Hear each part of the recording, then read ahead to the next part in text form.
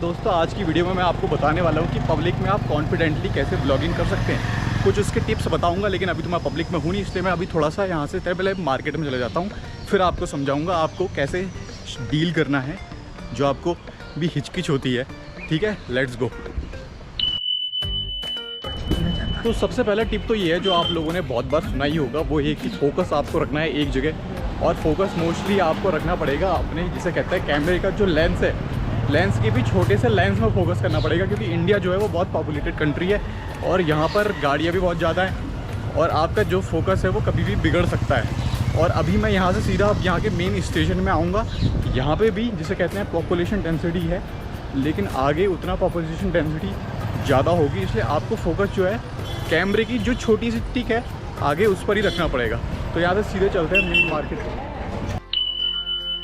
तो दोस्तों आते हैं वो अपनी सेकंड टिप पर। जो सेकंड टिप अपनी ये है कि आपको लाउड एंड क्लियर होना पड़ेगा, क्योंकि पब्लिक में जैसे आप इंटर करते हैं तो वहाँ पर अनेकों प्रकार की दुकानें होती हैं, जैसे आप देख रहे होंगे यहाँ पर अनेकों प्रकार की दुकानें, तो और गाड़ियों की आवाज़ सबसे ज़्यादा आपको डिस्टर्ब करेगी।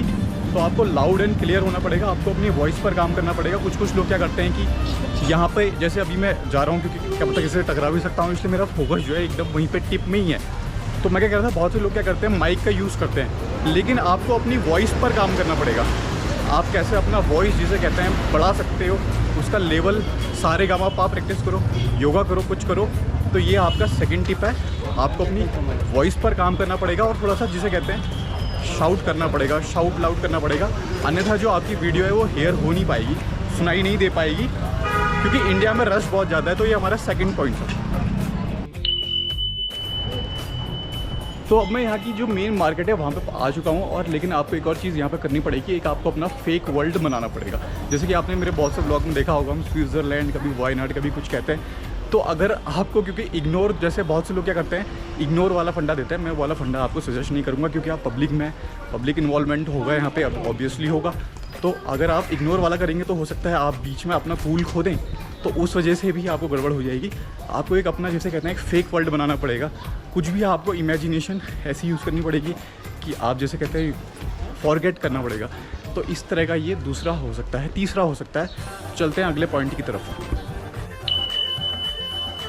तो दोस्तों चौथा पॉइंट ये है कि जो बहुत कम डिस्कस किया जाता है, आप लोगों को क्या करना पड़ेगा कि कोई एक सोशल इशू को पकड़ना पड़ेगा, क्योंकि आप पब्लिक में, सोसाइटी में, तो कोई एक इशू उनका ऐसा होना चाहिए जिसके बारे में आपको सबसे ज़्यादा जानकारी है। कुछ भी हो सकता है, जैसे अगर मेरे भी दिमाग में जो इशू चल रहा है वो कार पॉपुलेशन का है, यानी अगर कार को बैन कर दिया जाए। वैसे इस बारे में हम डिस्कस अभी करेंगे नहीं, क्योंकि जो कार की संख्या है वो बहुत बढ़ चुकी है। तो इन कहने का मतलब ये है कि आपके दिमाग में ऐसा कुछ होना चाहिए इशू जो जिसके बारे में आपको ज़्यादा पता है। कॉन्फिडेंस जो है वो रातों रात डेवलप होता नहीं है, लेकिन हो भी सकता है अगर आप अपने उस इशू के ऊपर काम करें।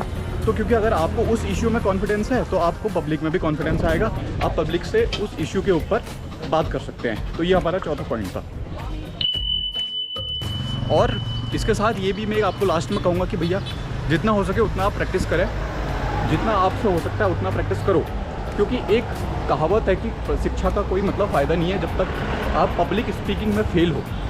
समझ रहे हो? तो आप प्रैक्टिस कर सकते हैं जितना आपको प्रैक्टिस करना है, और इसके बाद जो भी आपके सवाल है कमेंट सेक्शन में बताइए। Bye bye.